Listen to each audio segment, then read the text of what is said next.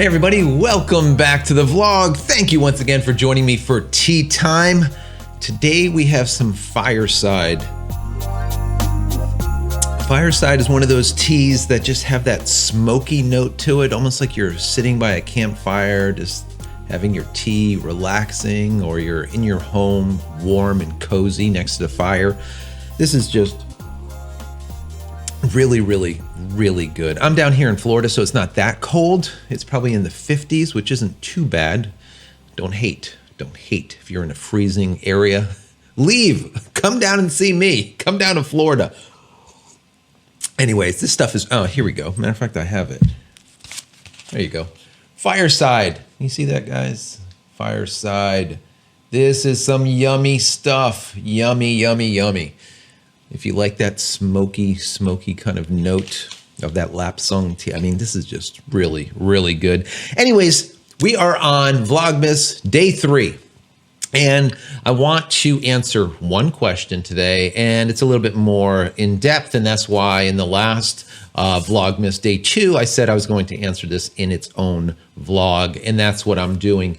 And I think appropriately so, because this person called me out, and I do appreciate it. You know, sometimes I just forget about stuff, and just getting someone to just call me out and say, look, you know, this is the way it is. So anyways, this is what this guy said. His name is Chuck Cecil, or Cecil.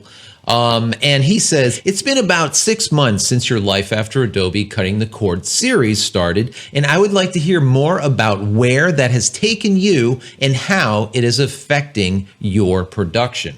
He also writes, but not sharing your journey as you continue to navigate into new territory creates a lot of speculation as to the wisdom of that decision. The wisdom of that decision. I get it, Chuck, and I appreciate that, right?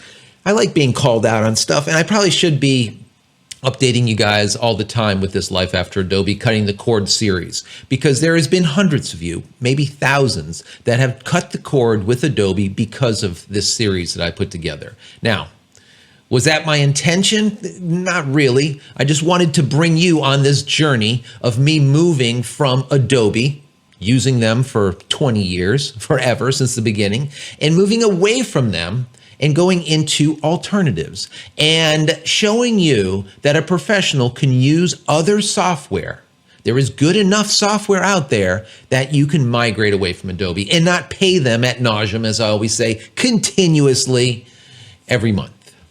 All right, so that's what I did. And I did that about 6 months ago. Absolutely, Chuck. And today I'm going to tell you the programs that I've been trying, or that I tried at the time, and what I'm currently using. All right, I think that's important so you know where we stand with this. So, starting out with the Adobe Photoshop. Now, I started out using Paint Tool Sci, Photoscape X, Pixlr. We also used Paint.net, Krita, Photo P, GIMP. A lot of people use GIMP, Sumo Paint, Corel's Paint Shop Pro, as well as Corel's Painter, love it. Pixelmator Pro, great software. Sketch, Acorn, Affinity Photo. Now, I ended up going, as you know, and if you haven't watched the series, please go and watch the series. It's very easy to get to. I have a whole playlist. Basically, the playlist is called like Life After Adobe Cutting the Cord. All right, go in there, you'll be able to see all this. All right, and I go and I take you through this journey. Basically, Affinity Photo was what I went with at the time. As of today, I am still with Affinity Photo. It's absolutely awesome. Affinity Photo is what I'm using, and I'm still using it. Next is Adobe Lightroom.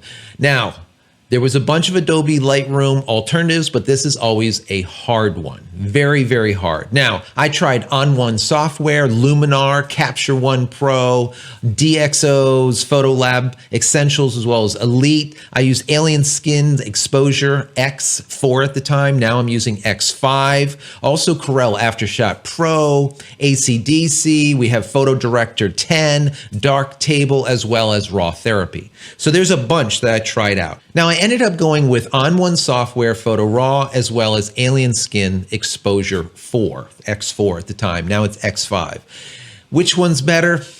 It's still a hard choice. I I kind of go towards alien skin right now, but I also just absolutely love On1 too. So it's a toss-up. So as far as Lightroom, is there one package that is a good enough package to replace Lightroom? Absolutely. I would say Capture One is probably one of the best all-around pieces of software, but for me, it's a little bit too much. There's too much going on in there. It's very powerful. For studio work, I think Capture One is excellent. If you are a Fuji film shooter, Capture One is fantastic. But for me right now, On1 software, Photo Raw, as well as the Exposure X5 is what I'm currently using. So once again, I am still away from Adobe. Next, Adobe Illustrator. Now, in Adobe Illustrator, I did test out Vector, Autodesk Graphics, Figma, Sketch 52, Clip Studio's Paint Pro, Corel Draw Graphics Suite, Inkscape, and of course, Affinity Designer. I ended up going with Affinity Designer. Once again, watched the video. I still look at all of the other software. Like I said, with everything else, I still love Affinity Designer. I do a lot of illustration. I do a lot of works when it comes to like packaging, my type of packaging, my logos, as well as other companies' packaging and logos. I do a lot of that. So I'm in Illustrator all the time. Affinity Designer, hands down, the best out there. But there's a couple of deficiencies. So I round that out with Inkscape. If I need to take an image and now bring it in as a vector graphic, let's say, to be able to do modifications later, I will use Inkscape, turn it into vector, and then dump it into Affinity Designer. That's just what I do. That's my workflow, and it works out great for me. So bottom line is I'm still away from Adobe when it comes to Illustrator because Affinity Designer is really that good. Now, next comes Adobe's Premiere. Now, Adobe Premiere, when it comes to video editing, you know, I'm doing these videos. I do a lot of like little ad spots for companies. I do a lot of video production and a lot of editing. So video editor is also one of those difficult ones, just like Lightroom, but there's one that really stands out. Now, I looked at a lot of video editors. I looked at Olive, Shortcut, Kdenlive, OpenShot, Blender, Apple's iMovie, of course, Windows Movie Maker, which now is called something else. We have VideoPad, Grass Valley's Itis Pro, which is pretty good. Avid Media Composer, my God. Didn't like that at all. Filmora, Final Cut, of course. I used Final Cut for many, many years. Lightworks. We have Power Director as well as the Magnus Vegas Pro, which is really, really good. And finally, DaVinci Resolve. For me, I'm still using DaVinci Resolve for my video editing. Now, there was a lot of bumps in the road when it comes to DaVinci Resolve. There was a time when I was really close to just dumping it and going to my second favorite, which is the Magnus Vegas Pro. Vegas Pro is a really good piece of software, but I really like DaVinci Resolve because there's a multitude of packages built into it. All right. And I'll get to that in just a minute with some of these other programs. So DaVinci Resolve is what I'm using. If you want to know the bumps in the road, I was getting a lot of crashing when my graphic drivers updated. The whole thing lost its mind. It really pissed me off. And it was doing a lot of this crashing internally when I'm editing. And then even worse was I would get an edit completely done and I would do an export and it would literally crash after 17% done and then 30% done, then 80% done. And I would have to re-export over and over and over. I don't got time for that. I don't have time for that. So I backed up an addition, a revision, and that kind of cleared things up. I also deleted the software completely and then reinstalled DaVinci from scratch. And that really cleared up a lot. Now we get a couple of crashes during edit, but almost none during export. And for me, that is just a godsend. I really need that. I need to be able to finish this stuff up quickly. I can't sit there and just export umpteen times. Just, it's too much, all right? So anyways, that is a problem, let's just say. When it came to DaVinci, you need to really make sure of what you're doing when it comes to your drivers. If it's working really great and you have a brand new driver for your NVIDIA card, don't install it until you make a backup point so that if you do install it and the thing goes south, you can just go back to that backup point and not have to go into a lot of problems. So did I go back to Adobe on that? I did not. I am still with DaVinci Resolve, and I'm going to get to why in just a second. Besides that, it's really, really good software. Now, next comes Adobe's After Effects. Now, there's not a lot out there that does this work. And I did take a look at, like, of course, Apple Motion, because I was on Apple for many, many, many years. And of course, DaVinci Resolve. I ended up going with DaVinci Resolve. Why? Because DaVinci has Fusion built into it. And Fusion is a really good compositor similar to After Effects. So that's one of the reasons why I'm still using DaVinci, because it, once again, has that secondary piece of software. So if I need to do any After Effects like things, right, building graphics and whatnot, I can do it. And it comes already in the software, which is really great. Next comes Audition. Adobe Audition is one of those pieces of software that's really, really good at what it does.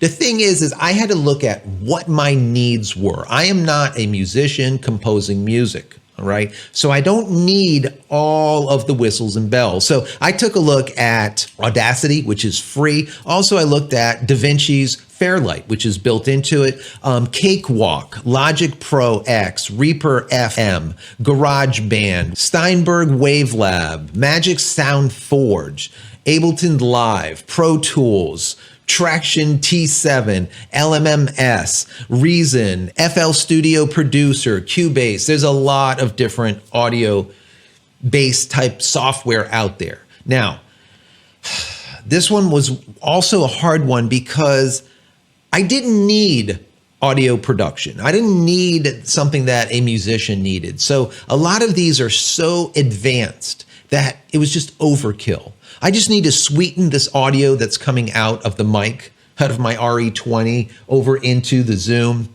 H4n through the compressor, take that audio and just sweeten it up a little bit, take out a little hiss or whatever I need to do. That's it. And the thing is, once again, DaVinci Resolve has that built-in audio software, all right? And that is really important. It's called Fairlight, and they give it to you free. So once again, DaVinci was my selection for an NLE, a nonlinear editor. One of the major reasons is because it does have that built-in Fairlight. It does have Fusion built in, and then of course, an amazing NLE. So it was well-rounded. And guys, it's free. Now you can get the $2.99 version that gives you a couple of other extra niceties, which I would recommend, but you don't have to. You can use it for free. Finally, we have Adobe's InDesign. InDesign is another one of those that a lot of people are looking for. I took a look, of course, at Quark Express that a lot of people love, and you have Scribus or Scribus, whatever you want to call it, and of course, Affinity Publisher. For me, I ended up going with Affinity Publisher. It's probably not as good as InDesign, but it's really close and it's brand new, number one. Number two, if you have the Affinity Publisher, then all other Affinity software work internally to it. So you don't have to go and load all three programs. You go into Publisher, and if you need to do photo work, you can do photo work. If you need to do illustration, you could do illustration. If you need to do publishing, you can do publishing, all in one package. It's very, very well-rounded. I want to see Affinity come up with an NLE. That would be just amazing. Could you imagine? All right. So that would be really cool, but who knows if they're going to do that. So once again, as far as Adobe InDesign, I am using Affinity Publisher. Great, great, great software. So guys, after 6 months, where do I stand? I am still 100% Adobe free. All right. The life after Adobe, cutting the cord that I started 6 months ago, I am still doing today. I have not went back to Adobe at all. And the thing is I don't need to, even for my professional work. All right. Everything that I need to do for my clients, I am doing. I'm getting out the door in a timely manner. And I'm not hindered, let's say, by not using Adobe software. And that's the main thing, guys. All right. That's the main thing. And I told you at the very beginning, if for some reason my work would somehow be negatively affected by going away from Adobe, I'll jump right back on the Adobe bandwagon, hand them their $52 a month or whatever it is for the full package like I used to do, and call it a day. Is $52 a big deal for me every month? No. all right? But the point is, I wanted to be able to do it to get away from them, to show you guys that it is possible, number one. And number two, it can be done in still a professional environment and put out professional work without having to worry about, is it good enough? Is this software going to be good enough for me? Or am I going to have to revert back to Adobe? There's been hundreds, probably thousands of you that have went away from Adobe, and you continuously write in saying, thank you so much. You've saved me so much money, and I'm happy with the software that I'm using, and it's really doing a great job. And I'm so glad for that. I really am. I feel blessed that me putting that together has helped out so many of you out there. I think it makes me feel fantastic. It really simply does. So the bottom line is, am I still Adobe free? Yes. And if you want to be Adobe free, take a look at that series, Life After Adobe, Cutting the Cord, that I put together. Watch those videos. I go into all of this I just told you guys in detail, and I show you the different programs that I'm using and pull up screens, and I get a little bit more detailed into it. If you have any questions for Day 4, that's going to be coming up, right? Vlogmas Day 4. Please, in the comment area, all right, put those questions in there, and I will try to answer them here, visually, instead of just in the comments. So don't forget, put those comments in there.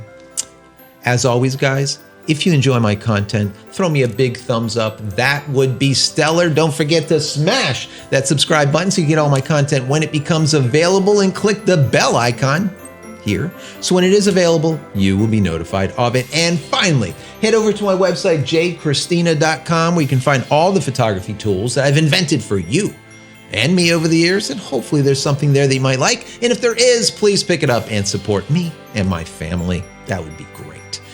So guys, I'm out of here for yet another vlog, another Vlogmas Day 3. Day 4 is coming. Don't forget, comment, comment, comment. That's it. Many blessings to each and every one of you. We'll see you in the next one. Take care.